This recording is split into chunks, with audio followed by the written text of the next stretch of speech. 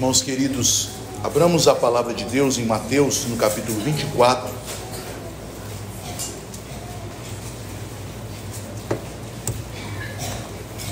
Para fazermos a leitura a partir do versículo 16 da profecia do nosso Senhor Jesus Cristo. Mateus 24, a partir do verso 16.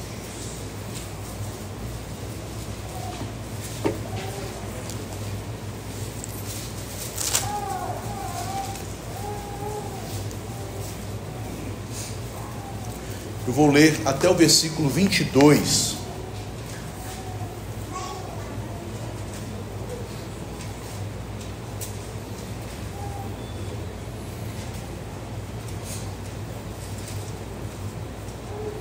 Diz assim a palavra de Deus, amados irmãos: Então, os que estiverem na Judéia, fujam para os montes. Quem estiver sobre o eirado, não desça a tirar de casa alguma coisa, e quem estiver no campo, não volte atrás para buscar a sua capa. Ai das que estiverem grávidas, e das que amamentarem naqueles dias. Orai para que a vossa fuga não se dê no inverno nem no sábado, porque nesse tempo haverá grande tribulação, como desde o princípio do mundo até agora não tem havido e nem jamais haverá. Não tivessem aqueles dias sido abreviados, ninguém seria salvo, mas por causa dos escolhidos, tais dias serão abreviados. Vamos orar. Senhor Deus, Pai bendito, nós suplicamos a Tua graça nesta hora, para que o nosso coração seja iluminado com o entendimento da Tua palavra. Estamos diante de um texto que nos fala de coisas tão sérias, de um juízo tão terrível, que abateu o povo judeu por terem negado o Senhor Jesus, e que ao mesmo tempo o Teu povo, dentre os judeus, que estavam naquela cidade condenada, a cidade de Jerusalém, avisados com antecedência de uma geração, foram salvos. No entanto, ó Deus, tanta confusão há a respeito destas profecias.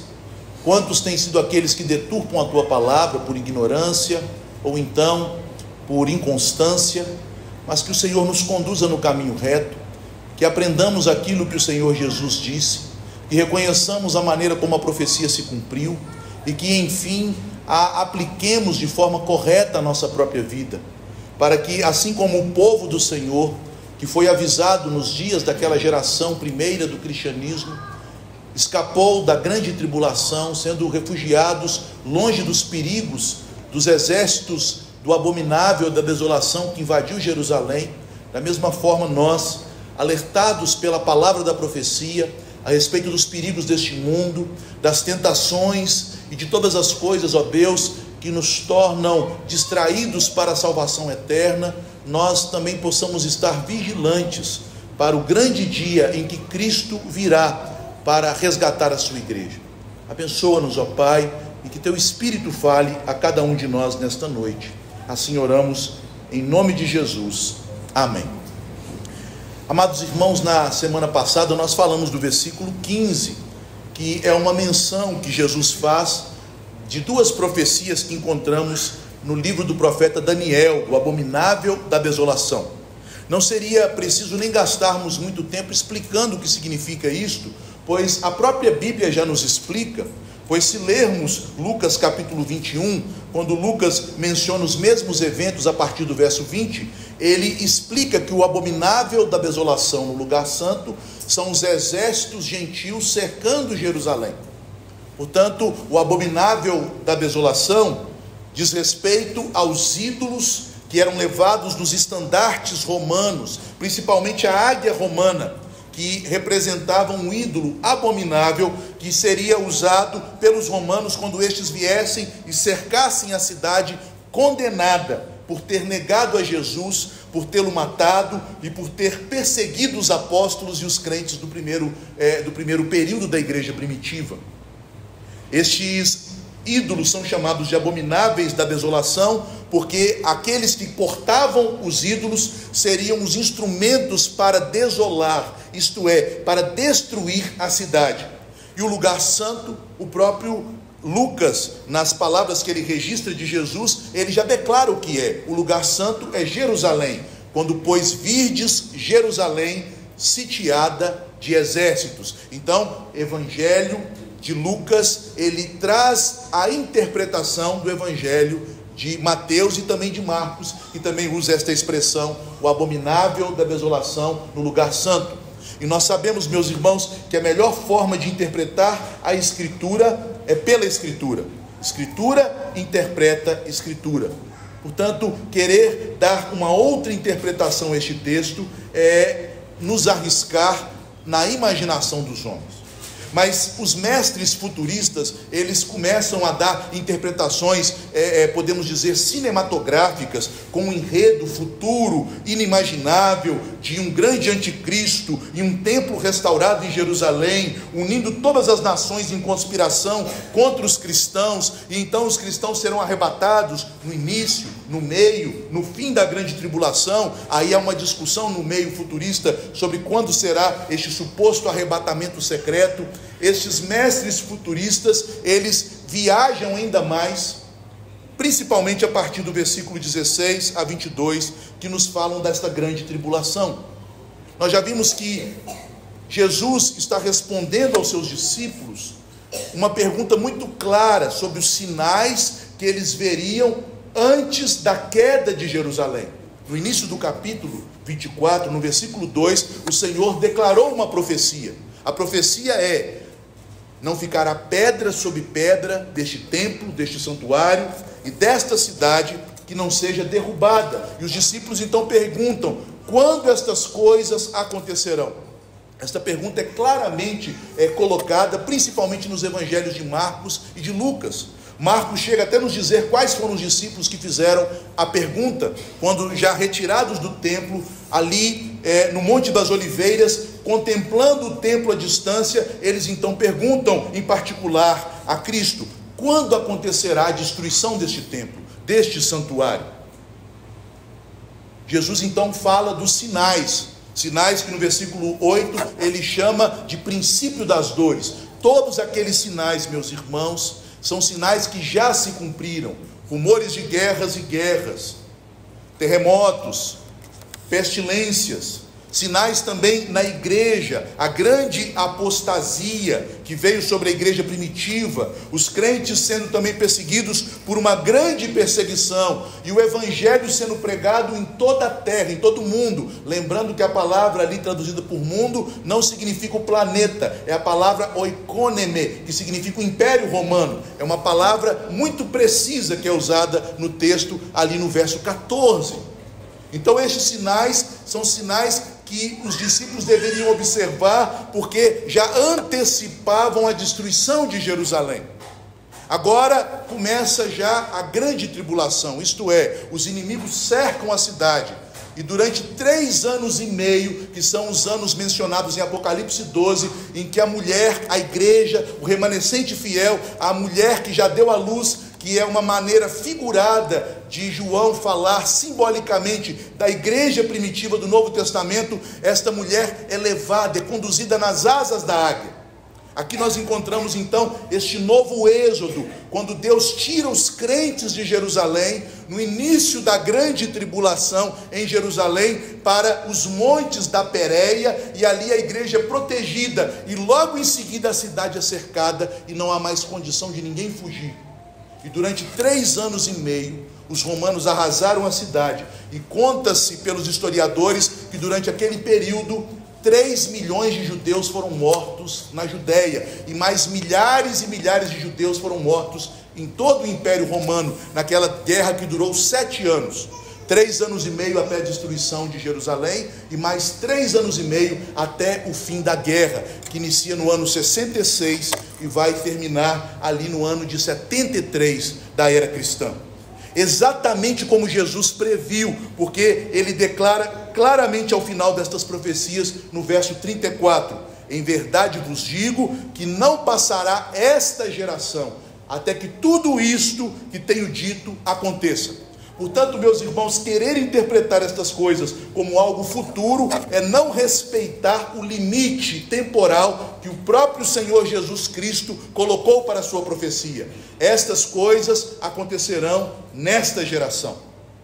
Mas os mestres futuristas, os líderes religiosos que alegam que as profecias do sermão profético de Apocalipse referem-se a realidades futuras, eles falam que esta grande tribulação ainda acontecerá imediatamente antes do final do mundo, ou antes do início do milênio literal que seguirá a grande tribulação.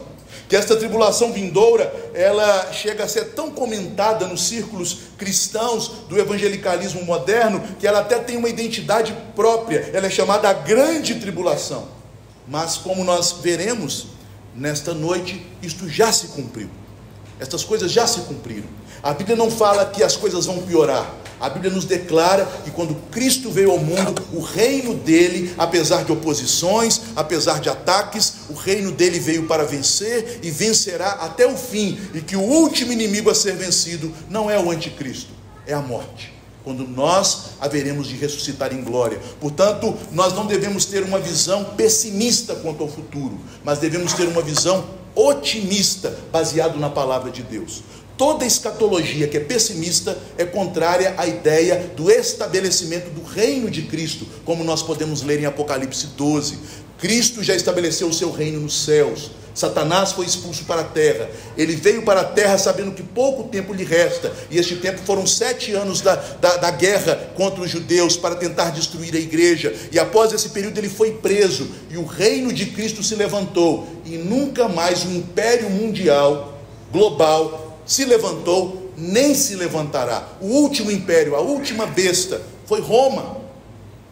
Eu dou esse panorama para os irmãos, já que este assunto é novidade, infelizmente, para alguns, embora esta tenha sido a fé de muitos dos pais da igreja e até mesmo de teólogos reformados de vulto, como Charles Spurgeon. Mas vejamos, meus irmãos, o que este texto nos diz. Aqui, nos versículos que lemos, 16 a 22, nos é apresentado o novo êxodo dos crentes, da igreja, no início desta grande tribulação. Então, quando a grande tribulação vem sobre Jerusalém, há um novo êxodo. Os crentes têm que fugir da cidade condenada, que ali em Apocalipse é chamada de Babilônia, de Sodoma e de Egito. A grande cidade, Jerusalém, que aparece no capítulo 17 de Apocalipse e também aparece no capítulo 11, a cidade que é a grande cidade, Babilônia e Egito, onde o Senhor foi crucificado. Que cidade é esta? Jerusalém. Um novo êxodo começou, e para que este novo êxodo acontecesse, Jesus já avisa a sua igreja com essa profecia: meus queridos, esta cidade será destruída, a igreja vai crescer nessa cidade, porque o evangelho vai ser pregado a partir dela, mas quando vocês virem estes sinais, principalmente quando vocês virem os exércitos romanos, o abominável da desolação chegando, fujam. A primeira coisa que inicia este novo êxodo é a ordem de fuga imediata. Quando o abominável da desolação, isto é, os soldados romanos, começassem a se enfileirar nas montanhas ao redor de Jerusalém, haveria um pequeno intervalo de tempo para a fuga, e aqueles que não fugissem, se preocupassem em levar os seus bens, em fazer uma mudança, em transportar as suas coisas, eles não teriam outra oportunidade ao longo daqueles 3 anos e meio de guerra. Eles ficariam presos na cidade, seriam mortos ou escravizados. Foi o que aconteceu com toda a população judaica que permaneceu na cidade. Jesus então diz aos seus discípulos, quando observarem isto, aquele que estiver no eirado, percebam, meus irmãos, claramente algo referindo àquela época. Nas casas em Jerusalém haviam lajes chamados eirados, que eram uma espécie de pátios onde as pessoas ficavam. Se fosse uma grande tribulação mundial, você tem um eirado na sua casa, o contexto não se aplica a todas as regiões do mundo, a todas as situações, é um contexto local. Os que estiverem no eirado, fujam para os montes. Os que estiverem no campo, não retornem para a cidade. Dali saiam com a roupa do corpo. Não busquem bagagem, porque pode não dar tempo. Eles deveriam fugir imediatamente. Jesus estava dizendo que eles precisavam fugir com a máxima urgência. Historicamente, nós temos vários testemunhos que comprovam que isto aconteceu no primeiro século, no ano de 66 da era cristã. Por que eles fugiram? Porque eles se lembraram da profecia que está registrada nos 3 evangelhos sinóticos, Mateus, Marcos e Lucas, e porque eles sabiam o sentido de Apocalipse. Apocalipse não está falando de coisas futuras para nós, mas está falando de coisas que para nós já aconteceram. O livro de Apocalipse é o sermão profético de João.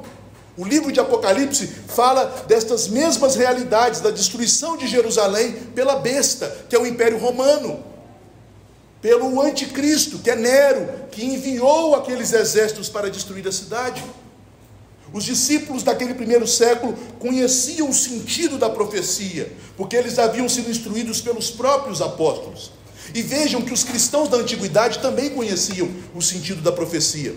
Eusébio de Cesareia, o grande historiador da igreja antiga, em sua obra História Eclesiástica, comenta estes sinais e também a respeito desta fuga dos crentes de Jerusalém. Ele diz assim: os membros da igreja de Jerusalém, por meio de uma profecia dada por revelação às pessoas justas do povo de Deus, tiveram ordem de deixar a cidade antes de a guerra começar. E eles fugiram e se estabeleceram numa cidade da Pérea, chamada Pela. Percebam, os crentes da antiguidade que conheciam não apenas a profecia, mas o cumprimento histórico dela, registram o que Jesus havia dito. Também um dos pais da igreja, chamado Beda, o Venerável, que foi um dos pais da igreja que implantou o evangelho na Inglaterra, ele diz o seguinte sobre esta profecia: quando a aproximação da guerra com Roma e do extermínio do povo judeu estavam chegando, todos os cristãos que estavam na província da Judéia, advertidos pela profecia, fugiram para longe, como a história da igreja relata, e retirando-se para além do Jordão, permaneceram por algum tempo na cidade de Pela, uma cidade da Pérea, atual Síria. E percebam que até mesmo pregadores reformados modernos têm esta visão.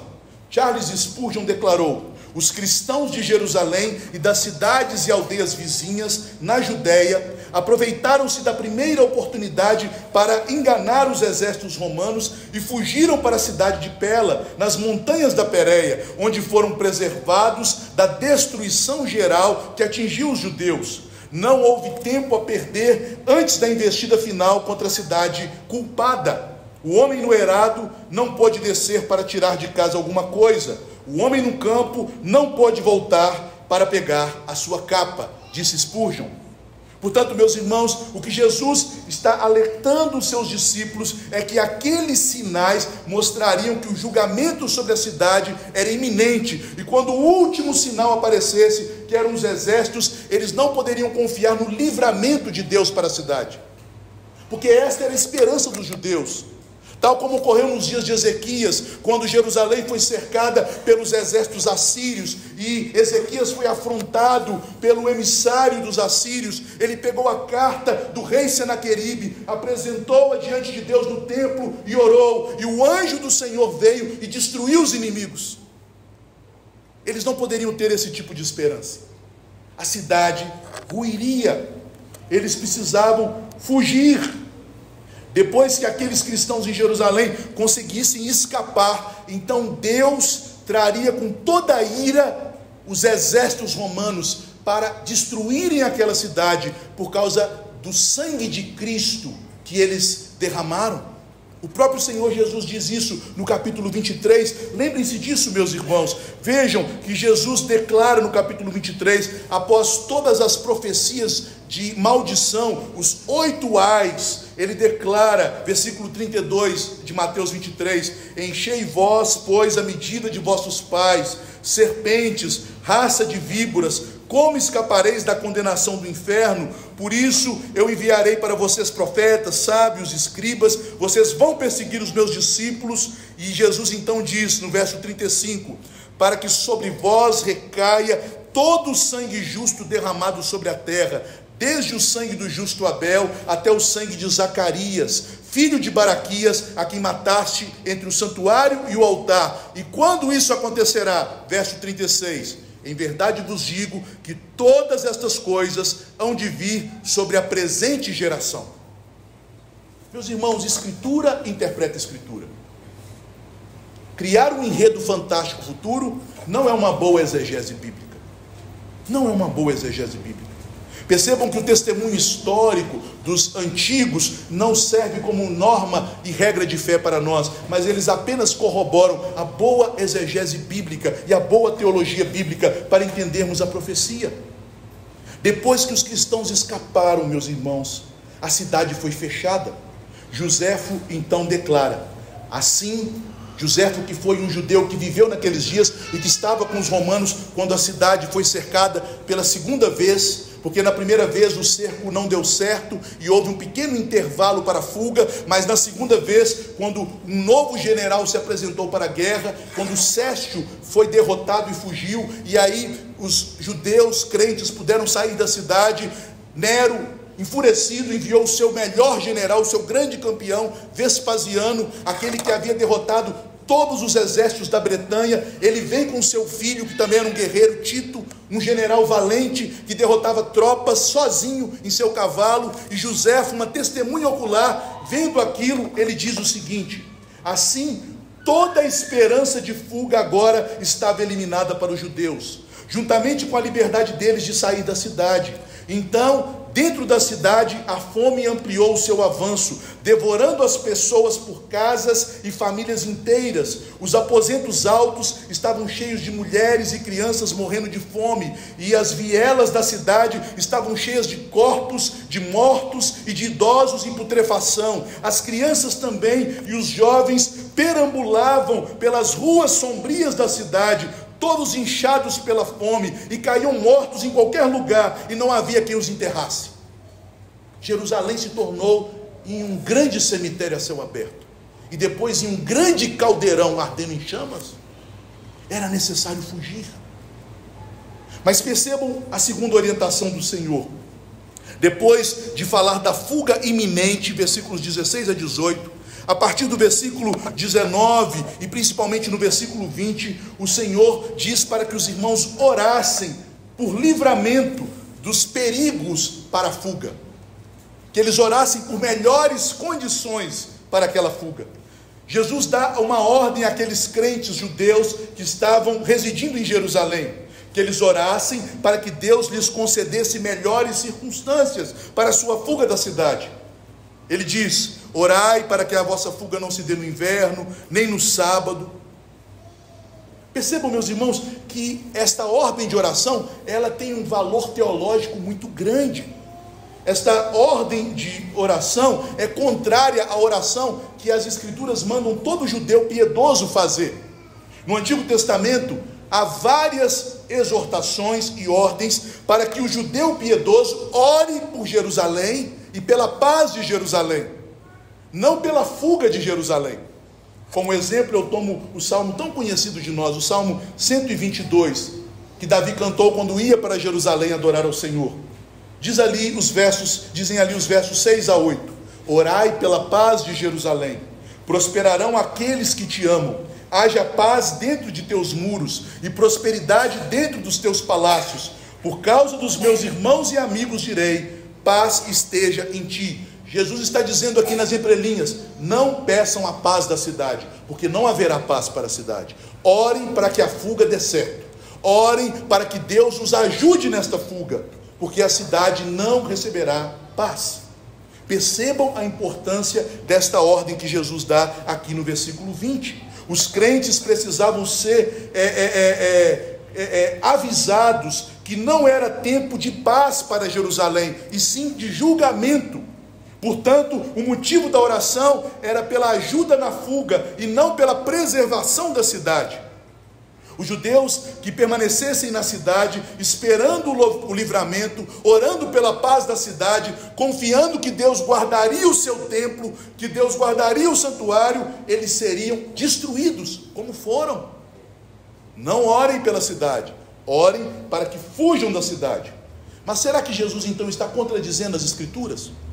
Obviamente que não, meus irmãos, porque Moisés já havia avisado nas estipulações do pacto que ele fez com o povo hebreu, nas bênçãos e maldições da aliança, que estão registradas em Levítico 26 e Deuteronômio 28, que se os judeus procedessem de maneira pecaminosa e a medida da ira de Deus chegasse ao seu ponto mais alto, Deus não abençoaria a cidade, pelo contrário, Deus enviaria inimigos para destruí-la, e eles seriam levados para longe. No entanto, antes de fazer isso, Deus alertaria o seu povo com profetas. Foi o que aconteceu quando a cidade foi destruída pela primeira vez, no ano de 576 a.C., quando o pecado de Jerusalém aumentou ao ponto máximo, e Deus levantou a nação dos caldeus, da Babilônia, e os enviou contra a cidade. Deus também levantou profetas para avisar que a cidade cairia. Jeremias foi o principal destes profetas. Jeremias participou de todo o processo, avisando sobre a queda, estando dentro da cidade durante o cerco, como nós lemos hoje em Jeremias 38, sendo perseguido, lançado em um poço de lama por falar a verdade, dizendo: se entregue, a cidade não vai resistir, ó rei. E sendo aquele que testemunhou o cerco, a destruição do templo e a morte de milhares e milhares de judeus. Jeremias também tentou interceder pela cidade. Ele orou a Deus dizendo: Senhor, tem misericórdia do teu povo, perdoa o teu povo, não destrua a tua herança, não leve o teu povo para o cativeiro. E o que Deus respondeu a Jeremias? A resposta de Deus foi a seguinte: tu, pois, não ores por este povo, nem levantes por ele clamor ou oração, nem me supliques, porque eu não te ouvirei. Portanto, assim diz o Senhor Deus: eis que a minha ira e o meu furor se derramarão sobre este lugar, sobre os homens e sobre os animais, e sobre as árvores do campo, e sobre os frutos da terra, e acender-se-á e não se apagará. E farei cessar nas cidades de Judá e nas ruas de Jerusalém a voz de alegria e a voz de gozo, a voz do esposo e a voz da esposa, porque a terra se tornará desolação. Jeremias 7, a partir do verso 16. Vejam que quando Jesus ordena o seu povo a orar pela fuga e não pela cidade, Jesus, como um profeta superior a Jeremias, porque ele não fala da parte de Deus, mas fala sendo o próprio verbo de Deus, ele diz: a cidade está condenada, não haverá mais paz dentro dos muros de Jerusalém. Não roguem pela cidade, roguem para que Deus os ajude a sair de Jerusalém. E qual deveria ser o conteúdo destas orações? Que Deus retirasse os obstáculos para a fuga, ou os fatores que dificultassem a fuga. Percebam, meus irmãos, que não faz sentido falar em fuga de um lugar se Jesus estivesse tratando de um anticristo mundial, ou de um fim do mundo.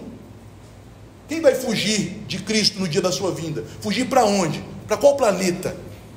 Será que o Elon Musk vai pegar um foguete e vai levar quem estiver fugindo? Meus irmãos, seria uma tolice pegar este texto e querer aplicá-lo como um cumprimento futuro. Não há possibilidade. Percebam que o motivo da oração, é claro, são as circunstâncias que envolvem os judeus do primeiro século. Eles deveriam orar para que Deus os abençoasse nas circunstâncias da fuga. Mas primeiramente o Senhor profere uma profecia no versículo 19. Lembrem-se que quando Jesus e os profetas usam estas interjeições, como o ai, ele está iniciando uma profecia, o que é chamado de oráculo de maldição. Ele já havia feito 8 oráculos de maldição no capítulo anterior, 8 maldições que foram lançadas contra os judeus por causa de seu endurecimento. E agora, que profecia terrível! Ai das grávidas, ai das grávidas. Esta profecia, amados irmãos, este oráculo de maldição que Jesus levanta contra as mulheres judias que estavam grávidas naquele primeiro século e que estariam grávidas ou com crianças pequenas nos dias da invasão, nos dias do cerco dos romanos, é uma profecia que o próprio Senhor a explicitou quando ele estava sendo levado para a cruz. Quando ele estava naquele caminho cruento de sua paixão, naquele caminho sofrido de sua paixão, e as mulheres de Jerusalém choravam por ele ao vê-lo ensanguentado, carregando a sua cruz, com uma coroa de espinhos sobre sua cabeça.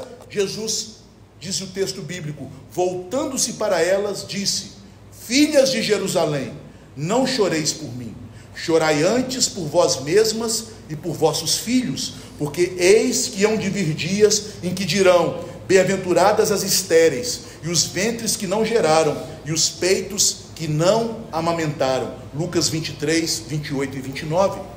Nos dias da guerra entre os judeus e os romanos, as mulheres grávidas e as crianças pequenas sofreram terrivelmente. A gravidez, meus irmãos, não apenas era um fator que dificultava a fuga a pé pelos montes, mas a gravidez suscitava os crimes mais implacáveis por parte dos romanos, porque as grávidas não serviam para serem levadas como escravas. Como você vai transportar a pé uma grávida durante quilômetros e quilômetros? É assim que os romanos transportavam os seus escravos, atrás das legiões, acorrentados, a pé, às vezes nus. Além disso, aquelas crianças no ventre poderiam nascer e serem inimigos do império. Então os historiadores contam que as grávidas, elas eram traspassadas em seu ventre, para que a criança e elas caíssem mortas. Foi isso que os romanos fizeram contra os judeus. Ai das que estiverem grávidas. Foi isso que Deus lançou contra aquele povo que negou a Cristo. Vejam, meus irmãos, que o Deus bíblico é muito diferente do Deus que as pessoas erigem em seu coração como ídolos. Ele é um Deus que se vinga daqueles que se levantam contra ele, daqueles que crucificaram o seu filho, daqueles que perseguiram a sua igreja, daqueles que mataram os profetas, os apóstolos, os seus emissários. Que situação terrível. Ai das que estiverem grávidas.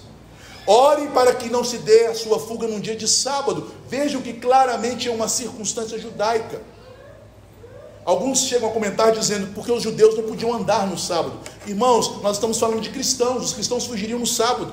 E é interessante que aqueles judeus que estavam em Jerusalém, conforme os relatos históricos, eles eram tão apóstatas que eles lutavam nos sábados, eles guerreavam nos sábados. Mas o problema aqui era outro, porque desde os tempos de Neemias, conforme nós podemos ler em Neemias 13, 19, a cidade tinha os seus portões fechados no sábado.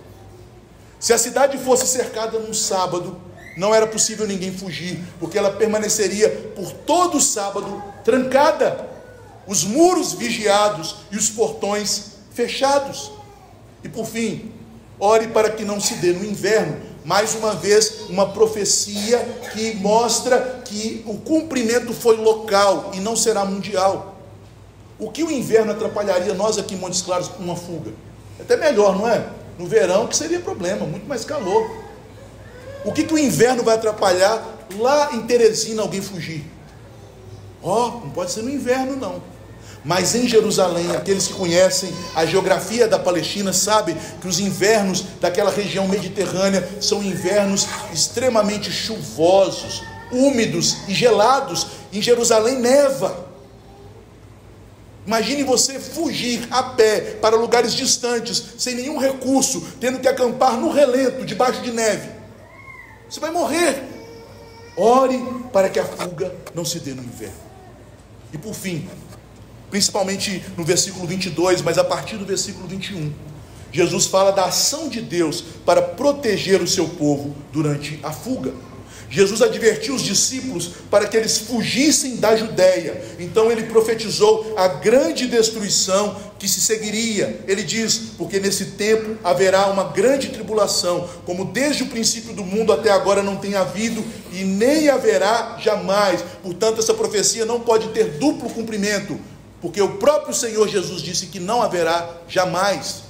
Não teremos uma grande tribulação futura. A grande tribulação já se cumpriu. Não tivessem aqueles dias, continua o Senhor, sido abreviados, ninguém seria salvo, mas por causa dos escolhidos, tais dias serão abreviados. Vejam, meus irmãos, se Jesus estivesse realmente falando sobre acontecimentos futuros, não faria nenhum sentido a ideia de uma fuga, a ideia de dias abreviados para que essa fuga fosse possível. Mas entendamos o que esses dois versos querem dizer, os versículos 21 e 22. Jesus aqui nos diz que nada poderia acontecer de tão terrível, e nem acontecerá de tão terrível como aquela vingança, aquele julgamento de Deus que caiu sobre os judeus, que foram os responsáveis pela morte de Jesus.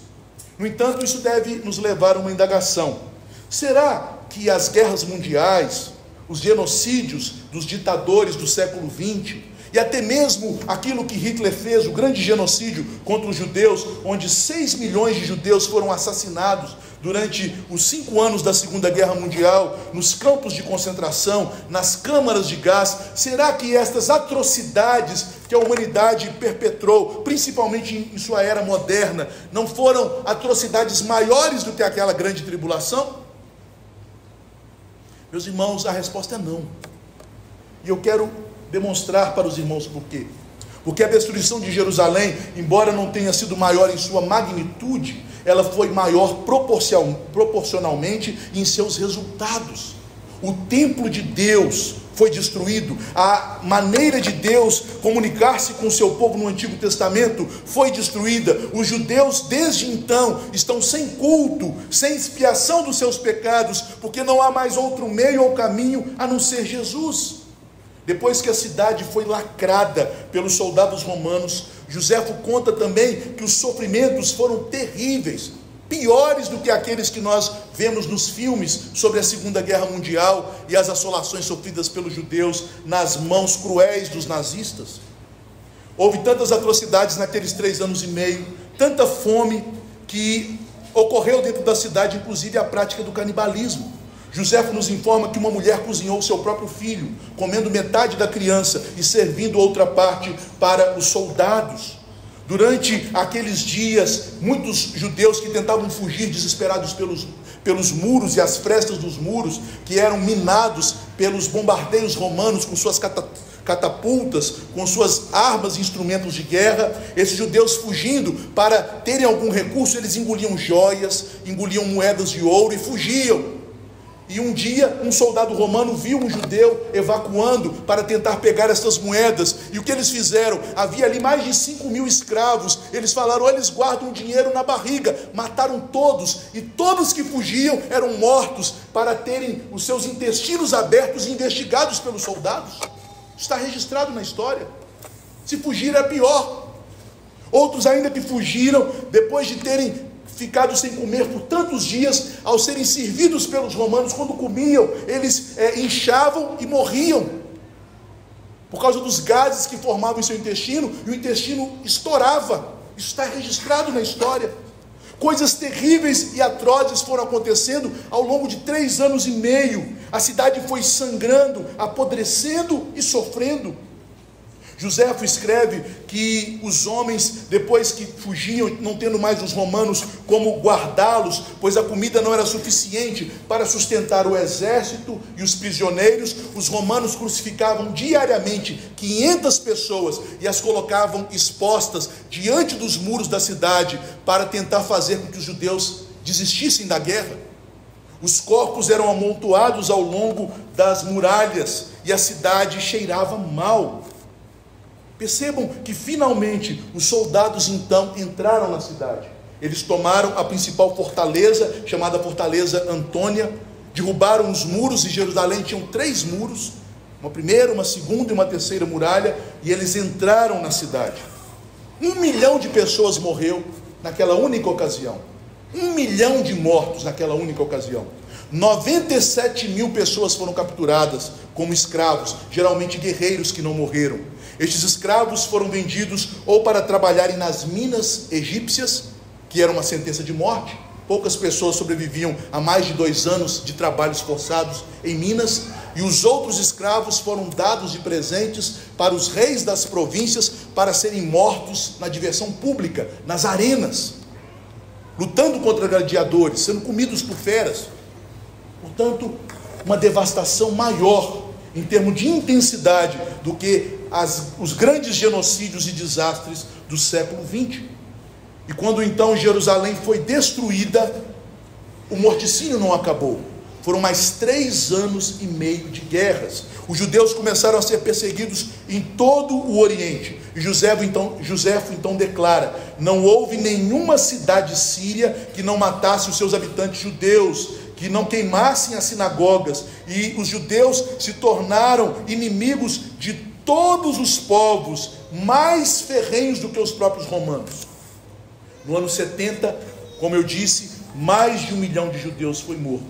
Mas há testemunhos históricos, como nós podemos ler a respeito do que diz Eusébio, que ao longo da guerra, daqueles 3 anos e meio, foram 3 milhões de mortes em Jerusalém.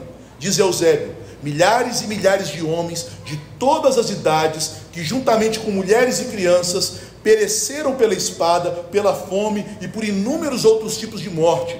Tudo isso, qualquer pessoa que deseje pode extrair em detalhes precisos das páginas da história de Joséfo. Devo chamar a atenção especialmente para a afirmação dele de que o povo que se reunia de toda a Judéia na época da festa da Páscoa, e usando as suas palavras, que foi trancado em Jerusalém como se estivesse em uma prisão, somava aproximadamente 3 milhões de pessoas. Porque quando começou a guerra, todos os judeus fugiram para Jerusalém, enquanto os crentes fugiram de Jerusalém. Os judeus correram para lá e os crentes correram de lá.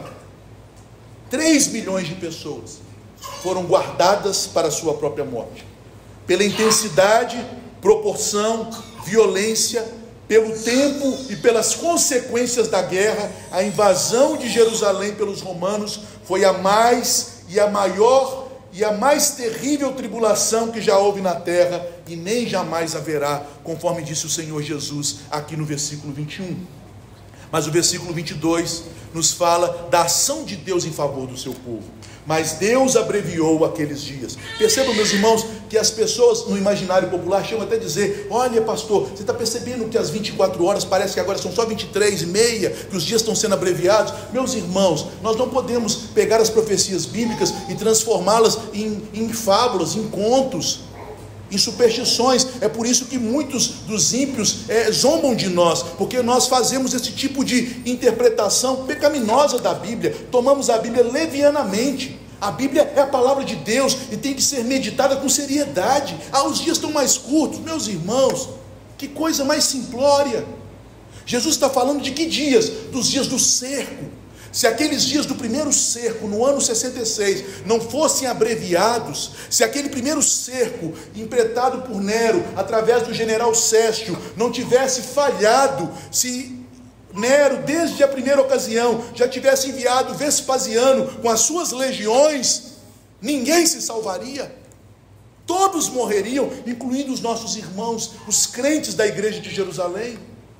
Os dias abreviados do verso 22, portanto, não são os dias da grande tribulação, do versículo 21, mas são os dias da abominação da desolação, do versículo 15. Se Jerusalém ficasse cercada no primeiro momento por mais dias, e aquele cerco prevalecesse, ninguém se salvaria. Quando os cristãos vissem que o grande general Sestio, com as suas legiões, cercaram a cidade, com seus ídolos, com as suas insígnias, com seus estandartes e águias, eles deveriam fugir, porque Deus lhes daria oportunidade de fuga. E foi exatamente o que aconteceu.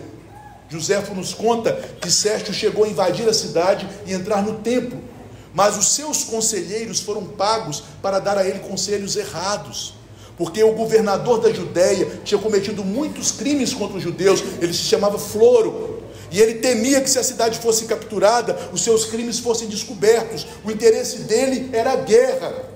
Então ele manipulou os conselheiros do general para dizer: tem muito povo lá dentro, se você for só com estas forças, você vai perder. Então Sestio recuou, e um exército em retirada é um exército vulnerável. No recuo de Sestio, os judeus ousados atacaram o exército romano e conseguiram colocá-los em fuga, tomando até os seus instrumentos de guerra. Este era o período para os cristãos saírem dali, porque Sestio foi derrotado. E, desculpe a expressão, aí Nero apelou. Nero mandou o melhor do exército romano. Ele reuniu todas as grandes tropas.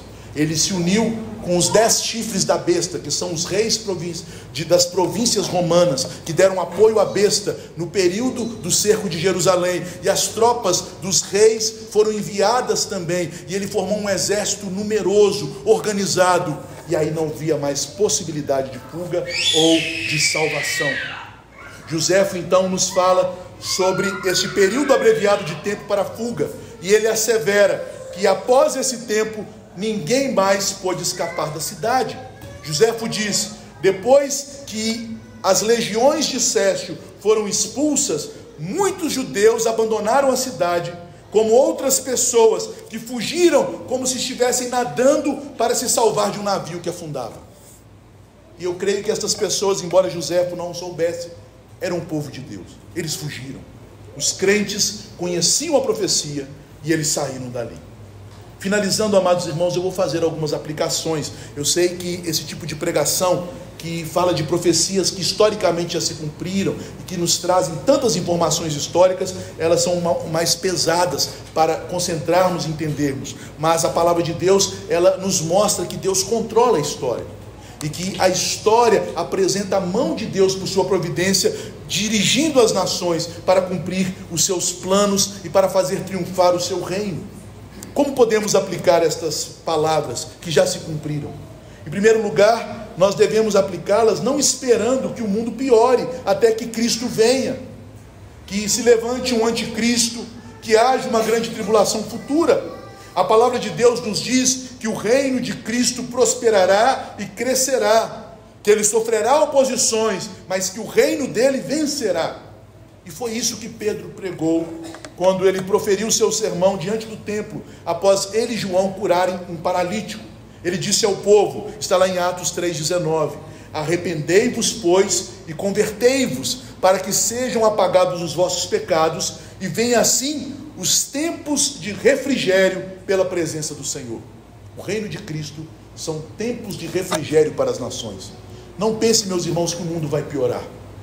Enquanto a igreja estiver no mundo, há possibilidade de avivamentos, há possibilidade de transformações, há possibilidade de que Deus, por amor do seu povo, retenha o mal para que o evangelho avance. É a vontade de Deus que as nações tenham paz para o bem da igreja, e é por isso que Paulo nos diz em 1 Timóteo 2, que devemos orar pelas autoridades, devemos interceder por elas, para que haja paz.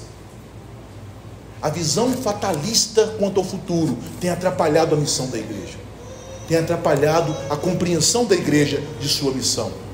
Em segundo lugar, Deus julgou com severidade o seu próprio povo, porque eles não receberam a sua palavra. Os judeus tiveram esse terrível destino, porque não creram em Jesus. Talvez você tenha ficado alarmado com as coisas que eu disse, de mulheres grávidas sendo espetadas por espadas e lanças, de crianças morrendo de inanição sem que ninguém as socorresse, de pessoas sendo rasgadas para que moedas sejam tiradas do seu ventre como se fossem animais. Mas muito mais terrível do que isto será a vingança de Deus contra os pecadores no inferno. Então não comece no seu coração a razoar: eu não acredito nesse Deus, porque esse é o único Deus que existe. E aqueles que não se arrependem dos seus pecados, crendo na sua graça que é ofertada em Cristo Jesus, sofrerão tormentos piores quando Cristo vier em sua glória, no inferno. Isto é o Evangelho. O Evangelho é a boa nova para aqueles que estavam condenados ao inferno. Se não houvesse inferno, não seria necessário contar uma boa nova. Se não houvesse condenação, não seria necessário falar da salvação. Se não houvesse a ira de Deus sobre nossas cabeças, não haveria necessidade de falar de uma ira que foi derramada sobre o nosso Senhor na cruz para pagar pelos nossos pecados. Portanto, o juízo mais terrível haverá de cair sobre aqueles que permanecerem negando o Filho de Deus. Se Deus não poupou o seu próprio povo, que negou a Cristo, o que será de nós, que não somos judeus segundo a carne, que não somos descendência de Abraão segundo o sangue? Portanto, creia em Jesus e seja salvo. Em terceiro lugar, a palavra de Deus sempre nos é dada para o nosso bem, para nos orientar. Deus, por sua palavra, pela profecia de seu Filho, Ele orientou os crentes em Jerusalém para que suas vidas fossem salvas. Os dias do cerco foram abreviados por causa dos escolhidos. As circunstâncias da fuga foram amainadas por causa dos escolhidos. Se o mundo tem sido preservado, é por causa da igreja, é por causa dos escolhidos. João descreve esta fuga dos nossos irmãos de Jerusalém de maneira simbólica. Estes irmãos que fugiram da cidade são chamados por João de o verdadeiro Israel de Deus, os 144 mil de Apocalipse 7, dos versos 13 e 14, que saem de Jerusalém, libertos da opressão da besta e do anticristo, que é Roma e César. E então, quando João contempla estas pessoas, pergunta aos seres celestiais: quem são eles? Ele recebe a resposta. E um dos anciãos me falou dizendo: estes que estão vestidos de vestes brancas, quem são e de onde vieram? E eu disse-lhe: Senhor, tu sabes. E ele me disse: estes são os que vieram da grande tribulação, que lavaram as suas vestes e as branquearam no sangue do Cordeiro. Estas pessoas abandonaram seus bens, abandonaram tudo por causa do Evangelho. Nós também fazemos parte desta nuvem de testemunha, porque nós que fomos salvos, que tivemos nossas vestiduras lavadas pelo sangue do Cordeiro, ainda que soframos perseguições, ainda que venhamos até mesmo a sofrer um martírio, nós somos preservados pelo Senhor. Deus, Ele preserva o seu povo, impedindo que a fúria do mundo aumente, porque Ele ama a sua igreja. E mesmo quando o seu povo é perseguido, Ele recolhe o seu povo, porque Ele os ama. E por fim, meus irmãos, ainda hoje nós somos chamados para orar pela paz na terra, para orar em favor das autoridades. Mas na segunda vinda de Jesus, em sua glória, Ele vai nos colocar para louvar a Deus pelo seu juízo. Nós oramos pela paz, não apenas de Jerusalém, mas pela paz da terra em que Deus nos colocou, pela paz em todo o mundo. Mas chegará um dia em que Deus dirá: cessai, pare de orar pela paz, porque chegou o dia da vingança. Deus preserva seu povo de todo mal, e Jesus então ora pelo seu povo em João 17, dizendo: não peço que os tire do mundo, mas que os livre do mal. O apóstolo Paulo declara em 1 Coríntios 10, 13: não veio sobre vós tentação que não fosse humana, mas fiel é Deus, que não vos deixará tentar acima do que podeis, antes com a tentação dará também o escape, para que a possais suportar. Foi assim com os crentes da igreja de Jerusalém, e é assim com os crentes que sofrem em todo o mundo, quanto mais conosco, que temos recebido tantas bênçãos, tanta proteção, tantos cuidados da mão do Senhor em nossa pátria. Que Deus abençoe o seu povo.